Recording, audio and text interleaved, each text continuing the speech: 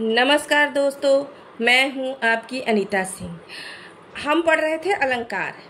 अलंकार में आज हम जो है उपमा अलंकार के बारे में जानेंगे। उपमा अलंकार किसे कहते हैं, उसकी उत्पत्ति, परिभाषा एवं उसके जो है उपमा के अंग और उपमा अलंकार के उदाहरण हम देखेंगे। तो चलिए शुरू करते हैं वीडियो को। और अगर आपने वीडियो को लाइक और सब्सक्राइब नहीं किया है तो प्लीज़ वीडियो को लाइक और सब्सक्राइब कर लीजिए। उपमा अलंकार की व्युत्पत्ति।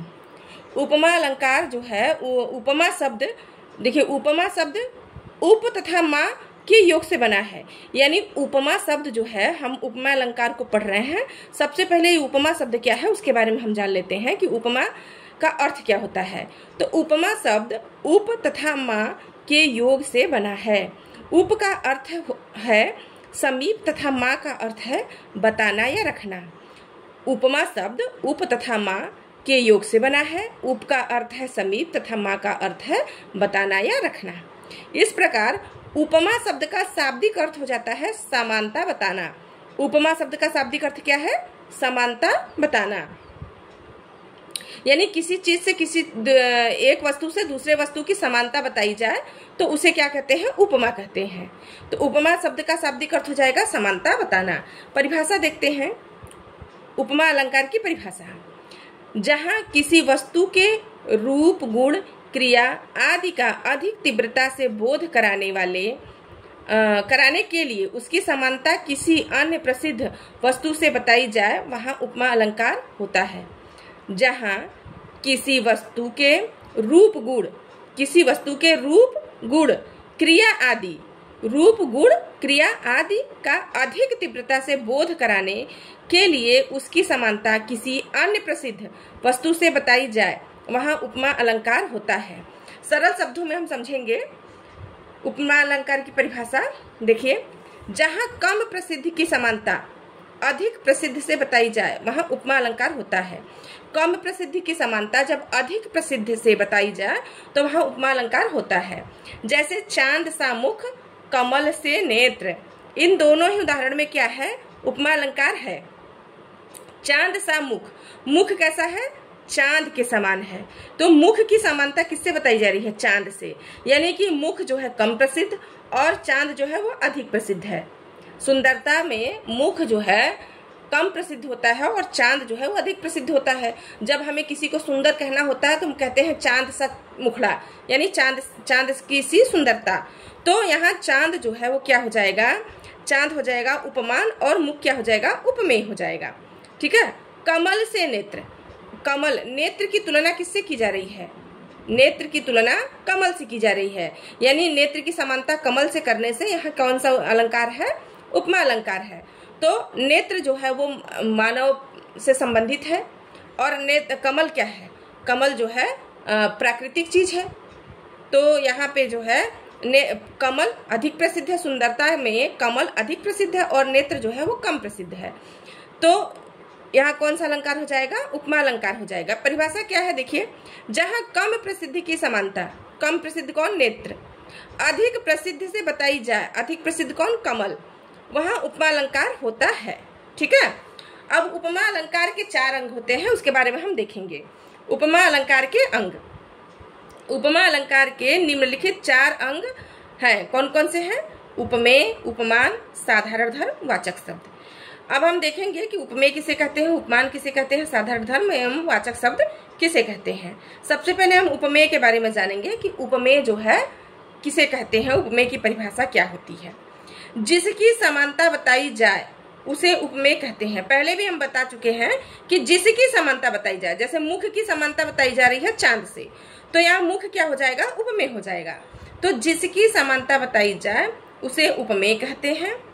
कम प्रसिद्ध मानव अंग, मानव कार्य अक्सर उपमेय होते हैं। यानी मनुष्य से संबंधित चीजें हमेशा क्या होती हैं? उपमेय होती हैं, है ना। मनुष्य से संबंधित चीजें अक्सर उपमेय होते हैं और जो है प्राकृतिक चीजों से संबंधित जो वस्तुएं होती हैं वो अक्सर उपमान होती हैं। दूसरे नंबर पे है उपमान। उपमान किसे कहते हैं? चलिए इसके बारे में समझते हैं। जिससे समानता बताई जाए उसे उपमान कहते हैं, जिससे समानता बताई जाए। हम लोगों ने देखा नेत्र से, कमल से नेत्र, नेत्र की समानता जो है वो कमल से बताई गई है। तो यहाँ कमल क्या हो जाएगा, वो जो हो जाएगा उपमान हो जाएगा, और नेत्र क्या हो जाएगा, उपमेय हो जाएगा। अभी समझिए इसको कि जिससे समानता बताई जाए उसे क्या कहते हैं, उपमान कहते हैं। तो जिससे, किससे समानता बताई जा रही है, नेत्र की समानता जो है वो कमल से बताई जा रही है, तो नेत्र क्या हो जाएगा, नेत्र तो उपमेय हो जाएगा। लेकिन जिससे समानता बताई जाए, जिससे समानता, तो कमल क्या हो जाएगा, यहाँ पे कमल क्या हो जाएगा, वो उपमान हो जाएगा। ज्यादा प्रसिद्ध, प्रकृति से संबंधित वस्तुएं अक्सर उपमान होती हैं। जो प्रसिद्ध ज्यादा हो, प्रसिद्धि के मामले में जिसकी ज्यादा ख्याति हो, और जो प्रकृति से चीजें, संबंधित चीजें हो, उन्हें अक्सर क्या कहते हैं, उपमान कहते हैं। ये कौन कौन से प्रसिद्ध उपमान, कौन कौन से जो है प्रयोग होते हैं, तो चंद्र या चांद, कमल, शेर, लोमड़ी, मोती, नागिन, सूर्य, धनुष इत्यादि बहुत सारी चीजें हैं। ये थोड़ी बहुत चीजें मैंने जानकारी के लिए यहाँ लिख दिया है। तो बहुत सारी चीजें जिन उपमान के रूप में प्रयोग किए जाते हैं, पर यहाँ कुछ चीजें दिया हुआ है। चलिए तीसरे नंबर पे देखते हैं वाचक शब्द।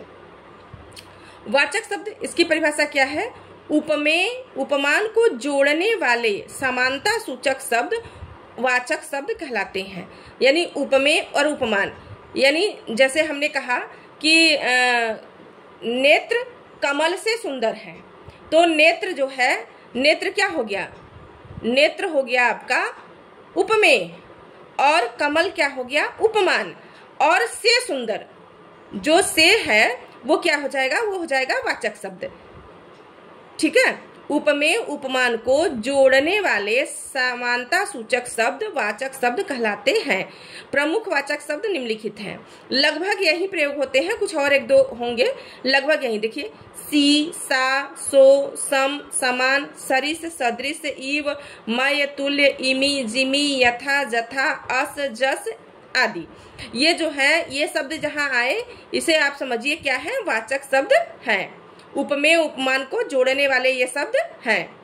चौथे नंबर पे है साधारण धर्म। साधारण धर्म किसे कहते हैं, उपमेय उपमान का एक समान गुण या कार्य साधारण धर्म कहलाता है। जैसे हमने कहा कि जो है नेत्र कमल से सुंदर है, तो सुंदर दोनों है, कौन, कमल, नेत्र भी सुंदर है और कमल भी सुंदर है, तो दोनों में जो है साधारण धर्म या साधारण गुण क्या है, सुंदर। तो दोनों ही सुंदर है, इसलिए साधारण धर्म क्या हो जाएगा, सुंदर हो जाएगा। उपमेय उपमान का एक समान गुण या कार्य साधारण धर्म कहलाता है। साधारण धर्म को समझेंगे कैसे, ये जान लीजिए कि अगर वाक्य में आया हुआ है तो हम उसको पहचानेंगे कैसे। तो साधारण धर्म अक्सर विशेषण या क्रिया शब्द होते हैं। ठीक है, अक्सर जो है विशेषण या क्रिया शब्द होते हैं। कौन, साधारण धर्म। साधारण धर्म उपमेय उपमान का एक समान गुण या कार्य साधारण धर्म कहलाता है। हम इसको देखेंगे और अच्छे से समझेंगे कि उपमेय क्या है, उपमान क्या है, वाचक शब्द क्या है और साधारण धर्म क्या है।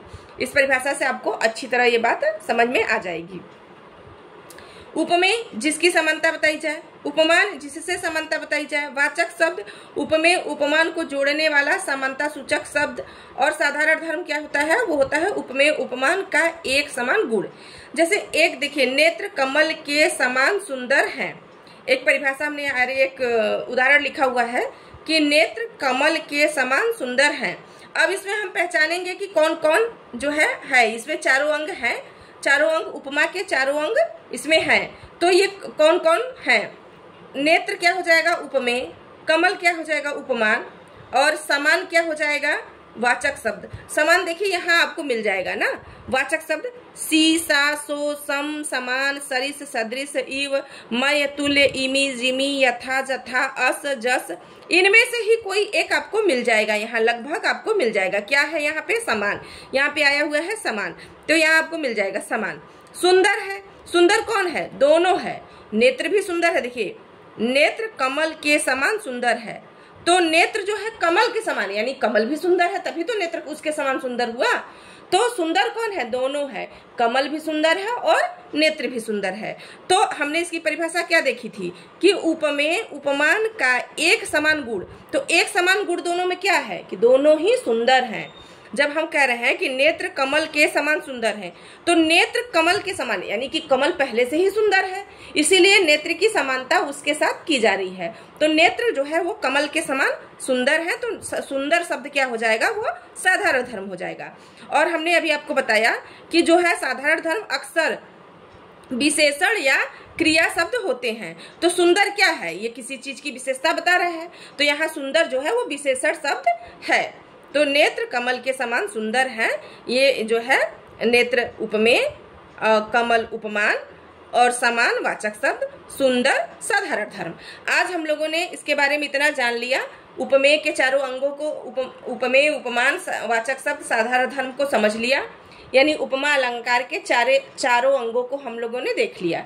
कल हम उपमा अलंकार के परिभाषा एवं उसके उदाहरण देखेंगे। आज के लिए बस इतना ही। जय हिंद।